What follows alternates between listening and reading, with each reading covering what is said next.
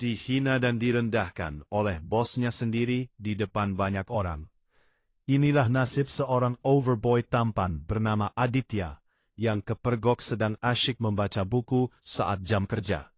Sang CEO Anissa, seorang janda cantik yang terkenal dingin, murka besar. Namun, apa jadinya jika buku yang dibaca Aditya itu bukanlah buku sembarangan? Dan apa yang terjadi ketika Anissa tahu bahwa di balik seragam boy itu tersimpan rahasia besar yang justru akan menyelamatkan perusahaannya dari kehancuran? Musik jeda lembut. Selamat datang kembali di Ken Arok Productions. Kisah ini akan mengaduk-aduk perasaan Anda. Tapi sebelum kita masuk ke ceritanya, kami ingatkan untuk menekan tombol subscribe, like, dan berikan komentar Anda di bawah. Kami doakan bagi Anda yang sudah subscribe channel ini, semoga dilimpahkan rezeki yang melimpah ruah, kesehatan yang sempurna, keberkahan dalam hidup, dan kebahagiaan dunia akhirat. Amin ya Rabbal Alamin. Jangan lupa juga tulis di kolom komentar Anda sedang menonton cerita ini dari daerah mana saja. Insya Allah doa kita semua bisa terkabul dengan kehendak Tuhan, Sang Pemilik alam semesta. Baik, mari kita mulai ceritanya. Pagi di Jakarta tak pernah tidur. Di antara hutan beton pencakar langit di kawasan Sudirman, berdirilah Nusantara Tower, sebuah simbol kemegahan bisnis ibu kota. Di lantai 35, lantai para eksekutif, denyut kesibukan terasa begitu cepat. Karyawan berdasi mahal dan sepatu mengkilap berlalu lalang dengan langkah tergesa. Di tengah kemewahan itu, ada Aditi, seorang pemuda berwajah tampan dan berperawakan tegap, namun terbalut seragam abu-abu, oranye khas seorang boy atau pramu kantor. Aditya adalah sosok yang disukai hampir semua karyawan di lantainya. Ia pendiam, sopan, dan selalu mengerjakan tugasnya, membersihkan ruangan atau mengantar dokumen dengan sigap dan teliti. Tak pernah ada keluhan atas kinerjanya. Namun, Aditya memiliki satu kebiasaan yang membuat beberapa orang mengernyitkan dahi. Ia selalu membawa tas ransel usang yang tampak berat. Kapanpun ada waktu senggang, entah itu di jam istirahat atau di sela-sela menunggu panggilan, Aditya akan mencari sudut ruangan yang tenang. Biasanya di dekat dapur kantor atau di tangga darurat, ia akan mengeluarkan sebuah buku yang sangat tebal, bersampul gelap dan kaku. Ini bukan novel roman picisan atau buku komik. Buku itu penuh dengan diagram, angka, dan istilah-istilah yang rumit. Aditya akan tenggelam di dalamnya. Matanya bergerak cepat, seolah sedang melahap setiap kata. Ia seakan membangun dunianya sendiri, terisolasi dari hiruk-pikuk kantor. Sementara itu, di ruangan paling mewah di sudut lantai 35, seorang wanita cantik sedang memijat pelipisnya. Dialah Anissa, CEO Nusantara Group. Di usianya yang baru menginjak awal 30-an, Anissa harus memikul beban yang sangat berat. Ia mewarisi perusahaan itu secara tiba-tiba setelah suaminya meninggal dunia dalam sebuah kecelakaan. Di kantor, Anissa dijuluki si Ratu Es. Bukan tanpa alasan, ia memimpin dengan tangan besi, menuntut kesempurnaan, dan hampir tidak pernah tersenyum. Ia dingin, tegas, dan sangat kaku. Anissa harus bekerja 2 kali lebih keras untuk membuktikan kepada dewan direksi yang didominasi pria tua bahwa ia pantas menduduki kursi itu. Pagi itu, Anissa sedang pusing 7 keliling. Perusahaannya terancam kehilangan investor besar dari luar negeri. Ada indikasi kebocoran dana besar-besaran di internal perusahaan. Namun, tim auditor terbaiknya pun belum mampu menemukan di mana letak masalahnya. Ia merasa tertekan, marah, dan sendirian. Di tengah frustrasinya, ia membanting tumpukan berkas di mejanya. Tak menyadari bahwa nasibnya akan segera bersinggungan dengan si office boy pendiam yang sedang asyik membaca buku. Pintu ruang rapat utama terbanting terbuka. Anissa keluar dengan wajah memerah menahan amarah. Rapat barusan adalah bencana. Para investor tidak puas dengan penjelasannya tentang audit internal yang buntu. Memberinya tenggat waktu 1 minggu atau mereka akan menarik seluruh dana investasi mereka. Ini adalah pukulan telak bagi Anissa. Di belakangnya, Rian, sanggar operasional tergopoh-gopoh mengikuti. Rian adalah tipe penjilat ulung, pria yang selalu tahu cara mencari muka dan memanfaatkan situasi. Ia tahu, Anissa sedang dalam suasana hati yang sangat buruk, dan ini adalah kesempatannya untuk menunjukkan loyalitasnya. Sabar, Bu Anissa, mereka memang keterlaluan. Tim kita sudah bekerja keras, ujarnya mencoba terdengar simpatik. Padahal ia sendiri punya andil dalam kekacauan laporan keuangan itu. Anissa tidak menggubrisnya. Ia berjalan cepat dengan sepatu hak tingginya yang beradu ritmis dengan lantai marmer, menciptakan gema yang menegangkan di koridor yang sepi itu. Pikirannya berkecamuk, ia harus menemukan sesuatu. Ia butuh kambing hitam, atau lebih baik lagi, ia butuh solusi dan ia butuhnya sekarang. Kemarahannya sedang mencari pelampiasan. Langkahnya membawanya melewati area pantry atau dapur kantor, tempat di mana para karyawan biasa mengambil kopi.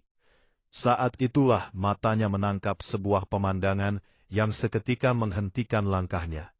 Di sudut pantry, duduk di sebuah kursi sederhana, adalah Aditya si off-boy. Ia tampak begitu tenang, begitu damai, sangat kontras dengan badai di dalam diri Anissa. Aditya sedang duduk sedikit membungkuk. Matanya terpaku pada buku tebal bersampul gelap yang terbuka di pangkuannya. Ia sama sekali tidak menyadari kehadiran sang CEO, yang sedang berdiri hanya beberapa meter darinya. Sesekali jarinya mengetuk-ngetuk halaman buku itu. Bibirnya bergerak-gerak kecil, seolah sedang menghafal sesuatu. Bagi Anissa, pemandangan itu adalah sebuah hinaan.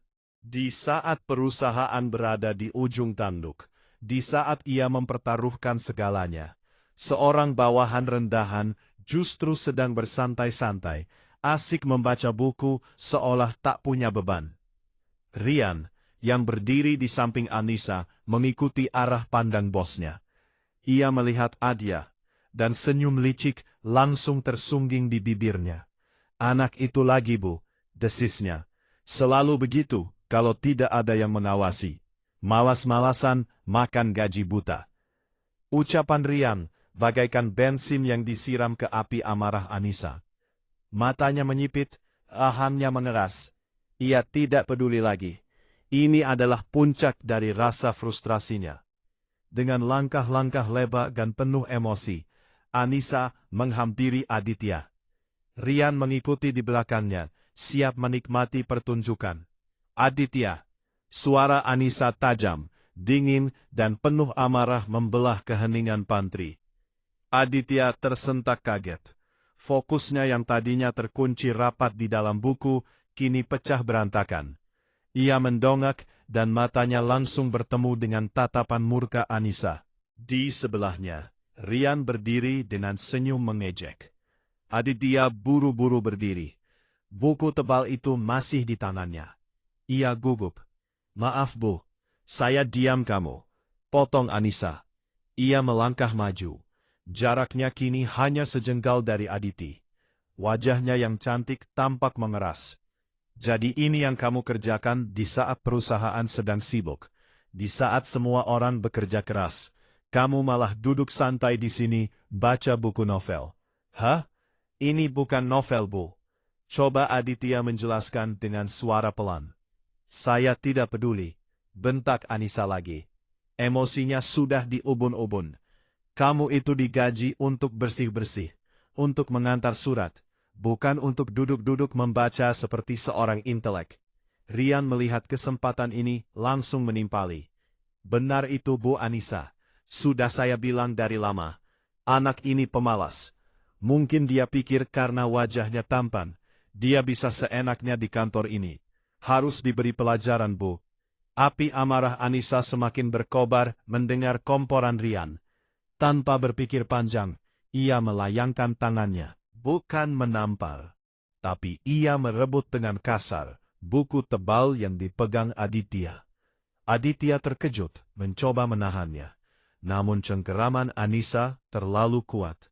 Buku ini, geram Anissa. Dan dengan sekali sentakan, ia membanting buku itu keras-keras ke lantai marmer. Suara buku yang menghantam lantai terdengar begitu nyaring di koridor yang hening itu. Beberapa karyawan yang kebetulan lewat langsung terdiam terpaku di tempat menyaksikan pemandangan yang memalukan itu. Mata Aditi membelalak. Wajahnya seketika memerah padam. Bukan karena marah, tapi karena malu yang teramat sangat. Ia merasa telanjang di hadapan semua orang. Dihina, direndahkan, dan karya yang ia anggap paling berharga dilempar begitu saja. Dengar baik-baik, desis Anissa menatap tajam ke mata Aditya. Saya tidak mau lihat lagi kamu bermalas-malasan seperti ini. Kalau sampai saya temukan kamu membaca buku ini lagi di jam kerja, detik itu juga kamu saya pecat. Paham kamu? Aditya hanya bisa menundukkan kepalanya dalam-dalam. Lidahnya keluh. Ia hanya mengangguk pelan. Pergi dari sini kembali bekerja, perintah Anissa. Anissa kemudian berbalik. Jubah kerjanya berkibar dan melangkah pergi dengan angkuh. Rian memberinya senyuman sinis terakhir sebelum bergegas mengikuti bosnya. Setelah keduanya hilang di tikungan koridor, Aditya tetap diam terpaku selama beberapa detik. Terdengar bisik-bisik dari karyawan yang melihat kejadian itu. Dengan tangan sedikit gemetar, Aditi berjongkok. Ia memungut bukunya yang tergeletak di lantai. Ia membersihkan sampulnya dengan lembut, seolah membersihkan luka lalu memeluknya erat ke dadanya, sebelum akhirnya bergegas pergi. Menahan rasa perih di hatinya. Anissa melangkah cepat kembali ke ruangannya. Suara hak sepatunya terdengar tegas, namun ada ritme kemarahan yang belum sepenuhnya padam.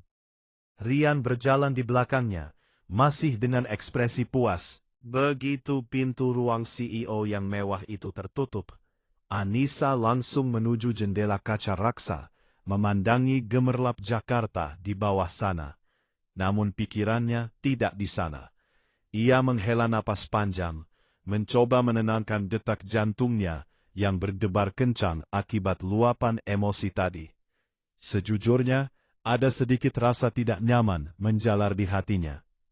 Ia bukan orang yang suka berteriak-teriak di depan umum. Tindakannya tadi impulsif, didorong oleh tekanan pekerjaan yang menghimpitnya. Ia benci terlihat lemah, dan baginya kehilangan kendali seperti tadi adalah sebuah bentuk kelemahan. Tindakan ibu tadi sudah sangat tepat. Rian kembali bersuara, memecah keheningan. Karyawan rendahan seperti itu memang harus diberi ketegasan. Jika dibiarkan, mereka akan semakin menginjak kepala. Anissa tidak langsung merespon. Pikirannya melayang kembali ke pantry. Ke arah Aditya menunduk ke wajahnya yang memerah menahan malu dan ke sampul buku itu. Sesaat sebelum ia membantingnya, matanya sempat menangkap sepersekian detik judul di sampul buku berwarna gelap itu. Judulnya bukan novel picisan, seperti yang ia tuduhkan. Ia samar-samar mengingat kata-kata yang tercetak di sana. Sesuatu seperti analisis, audit forensik. Anissa mengernyitkan dahi. Itu judul buku yang sangat spesifik, sangat teknis. Bukan bacaan santai seorang office boy. Mengapa seorang pramu kantor membaca buku tentang audit forensik? Sebuah kebetulan yang aneh, mengingat masalah yang sedang ia hadapi di perusahaan. Bu Anissa, panggil Rian lagi. Melihat bosnya hanya dia melamun, Anissa tersentak. Ia menggelengkan kepalanya pelan, mengusir pikiran aneh itu. Ah, sudahlah, katanya. Suaranya kembali dingin dan profesional. Itu tidak penting. Mau dia baca buku apapun, dia tetap melanggar aturan. Tentu saja, Bu. Rian langsung mengiyakan omong-omong soal audit. Bu, saya baru dapat kabar dari tim keuangan. Sepertinya ada masalah lagi di laporan vendor Sinar Jaya. Angkanya tidak cocok dengan laporan kuartal 3. Perhatian Anissa langsung teralihkan. Sinar Jaya adalah salah satu vendor terbesar mereka. Apa maksudmu tidak cocok? Bukankah laporan itu sudah kamu periksa? Tanyanya tajam. Sudah Bu, tapi sepertinya ada. Anissa mengangkat tangannya menghentikan ucapan Rian. Rasa bersalah sesaatnya pada Aditya langsung lenyap. Berkubur oleh tumpukan masalah yang jauh lebih mendesak. Ia kembali menjadi si Ratu S. Jangan beri saya alasan. Kumpulkan tim keuangan sekarang. Saya mau rapat 15 menit lagi. Rian mengangguk patuh dan segera keluar ruangan. Anissa kembali menatap keluar jendela.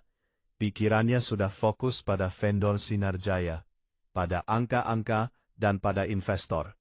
Bayangan Aditya yang memungut bukunya di lantai pantry telah sepenuhnya terhapus dari benaknya. Untuk saat ini, senja mulai temaram di ibu kota.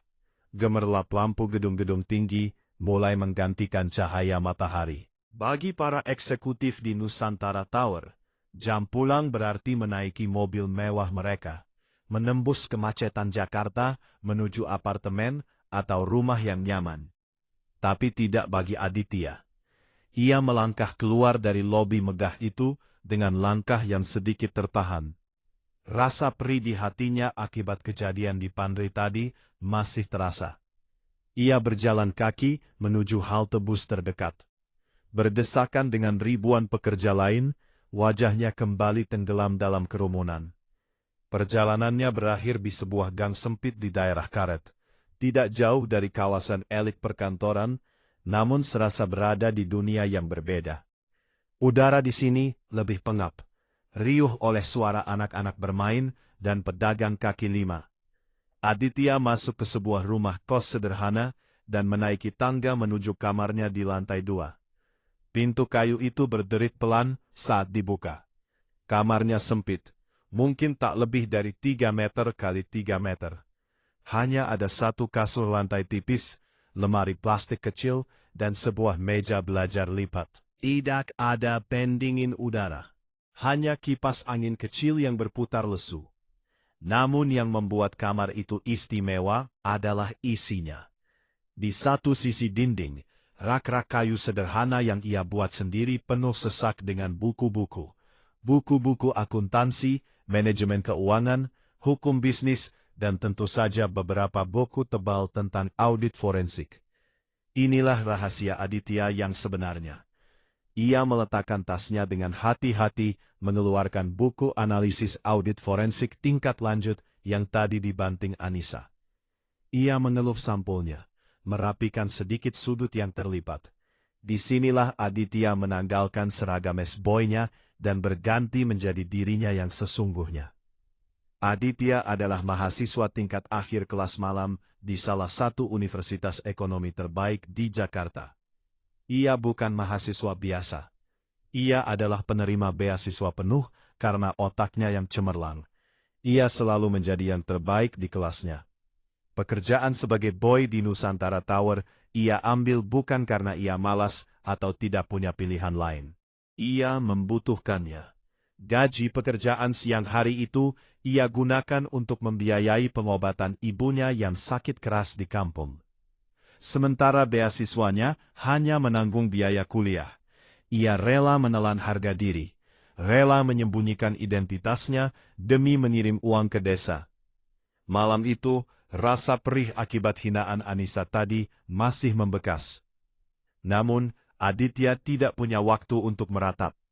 Ia membuka bukunya di bawah cahaya lampu belajar yang temaram. Ia harus belajar, ia harus lulus, ia harus sukses. Tekad di matanya jauh lebih terang daripada lampu di kamarnya. Malam semakin larut di Nusantara Tower. Di saat sebagian besar karyawan sudah beranjak pulang, lampu di ruang rapat utama lantai 35 justru masih menyala terang. Anissa memijat pangkal hidungnya. Wajahnya pucat karena lelah, namun matanya menyorot tajam. Di hadapannya, Rian dan 2 orang dari tim auditor internal duduk tegang. Layar proyektor besar di depan mereka menampilkan barisan angka dan tabel-tabel yang rumit. Ini adalah data yang lebih dalam dari vendor Sinar Jaya. Masalah yang tadi pagi disinggung oleh Rian. Apa yang awalnya tampak seperti kesalahan kecil, kini menganal lebar bagaikan luka busuk. Jadi, apa kesimpulan kalian setelah seharian memeriksa? Suara Anissa terdengar serak, menahan emosi yang siap meledak. Salah satu auditor, pria berkacamata tebal, berdaham gugup. Begini Bu, setelah kami telusuri berulang kali ini sepertinya hanya kesalahan input data yang kompleks. Ada beberapa tagihan ganda yang lolos dari sistem otomatis kita. Rian buru-buru menimpali, mencoba menenangkan. Betul Bu, murni kesalahan teknis. Kami akan segera perbaiki laporannya dan kirimkan revisi terbaru kepada investor besok pagi. Anissa menatap mereka satu persatu. Wajahnya dingin tak berekspresi. Lalu ia tertawa sinis, tawa yang kering dan tanpa humor. Kesalahan input data desisnya.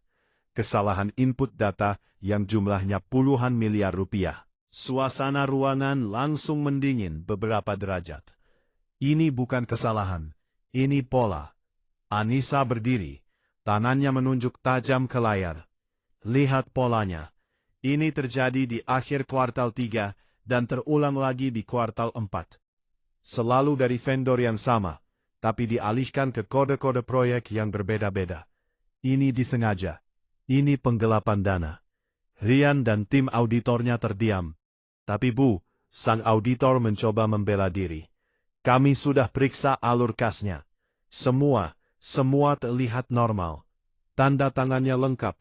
Prosedurnya sudah sesuai. Tidak ada yang mencurigakan. Justru itu masalahnya. Bentak Anissa. Amarahnya kini tak tertahan lagi. Semuanya terlalu normal, terlalu rapi. Ini pekerjaan orang dalam yang sangat paham seluk-beluk sistem kita. Sangat paham cara menutupi jejaknya. Kedua auditor itu menunduk. Mereka buntu. Mereka tidak tahu harus mencari kemana lagi. Kecurigaan Anissa terbukti benar. Ada pengkhianat di dalam perusahaannya, dan tim ahlinya sendiri tidak mampu menemukannya. Anissa merasa putus asa. Investor memberinya waktu 1 minggu. Waktu terus berjalan. Ia merasa dikhianati dan dijebak dari dalam. Keluar. Perintahnya dengan suara pelan, namun mematikan. Kalian semua keluar. Saya mau berpikir sendiri. Rian dan timnya buru-buru membereskan laptop mereka dan pergi dari ruangan itu, meninggalkan Anissa sendirian. Anissa terduduk lemas di kursinya. Ruangan mewah itu terasa hampa dan dingin. Ia sendirian dalam krisis terbesar dalam karirnya. Ia butuh keajaiban dan ia butuh segera. Larut malam, Nusantara Tower kini lengang. Hanya lampu-lampu temaram di koridor yang menyala dan suara mesin pendingin ruangan yang mendengung pelan. Di lantai 35, Anissa telah lama pulang dengan membawa kekecewaan dan rasa putus asa. Ruang rapat utama yang tadi tegang, kini gelap dan kosong. Beberapa saat kemudian, pintu ruangan itu terbuka pelan. Aditya masuk, mendorong troli pembersihnya. Ini adalah bagian dari giliran kerjanya. Membersihkan ruang-ruang rapat eksekutif. Setelah semua orang pulang, ia menyalakan lampu layanan. Cahaya kuning redup menerangi ruangan. Sisa-sisa rapat yang kacau masih terlihat jelas. Cangkir-cangkir kopi yang sudah dingin, kertas-kertas tisu yang diremas, dan papan tulis putih raksasa yang masih penuh dengan coretan. Aditya menghela napas. Ia mulai bekerja. Mengambil cangkir, mengelap tumpahan kopi di meja kayu yang mahal, merapikan kursi-kursi. Pekerjaan terakhirnya adalah membersihkan papan tulis itu, menghapus semua jejak rapat yang frustrasi tadi. Ia mengambil penghapus dan kain lap, lalu melangkah mendekati papan tulis itu. Ia sudah siap menyapukan penghapus, namun matanya terhenti. Papan itu penuh dengan angka, diagram alur kas, dan nama-nama vendor. Di bagian tengah ditulis dengan spidol merah dan dilingkari besar-besar. Vendor Sinar Jaya. Di bawahnya ada kolom-kolom bertuliskan kuartal 3 dan kuartal 4 dengan barisan kode proyek dan angka-angka nominal rupiah yang fantastis. Awalnya, itu hanya coretan acak bagi Aditi. Tapi semakin lama ia memandangnya, otaknya yang cemerlang mulai bekerja. Ini bukan sekedar angka, Ini adalah masalah. Ini adalah teka-teki. Apa yang ia lihat di papan tulis itu adalah persis seperti studi kasus yang sedang ia pelajari di buku analisis audit forensiknya. Matanya yang terlatih mulai memindai data itu. Tim auditor Anissa telah memeriksa ini dan tidak menemukan apa-apa. Mereka bilang prosedurnya normal, tapi Aditya melihat sesuatu yang lain. Prosedurnya normal, gumamnya pelan pada dirinya sendiri, tapi waktunya tidak normal. Ia melihat sebuah pola yang ganjil. Ada beberapa tagihan dengan nilai besar dari Sinar Jaya, yang semuanya dimasukkan di hari-hari terakhir sebelum penutupan buku kuartal 3. Dan pola yang sama persis terulang di kuartal 4. Tagihannya terlihat sah karena dialokasikan ke kode proyek yang berbeda. Tapi jumlahnya beberapa angka terlihat identik. Aditya meletakkan penghapusnya. Ia mendekatkan wajahnya ke papan tulis. Jarinya menelusuri dua alur transaksi yang berbeda. Satu di kuartal 3, satu di kuartal 4. Vendor yang sama, jumlah yang nyaris sama, tapi kode proyeknya beda. Ini bukan dua proyek berbeda, bisiknya dalam hati.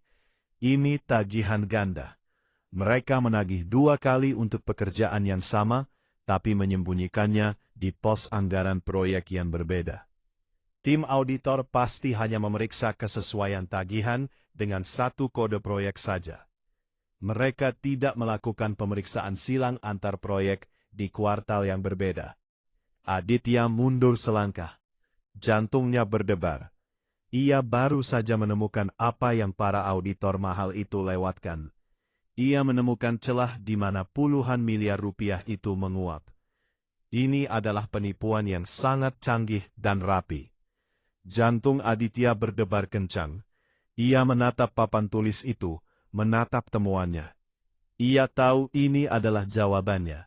Ini adalah kunci untuk menyelamatkan perusahaan. Tapi apa yang bisa ia lakukan? Ia hanya seorang overboy. Siapa yang akan mendengarkannya? Ia teringat wajah murka Anissa pagi tadi. Hinaan Rian.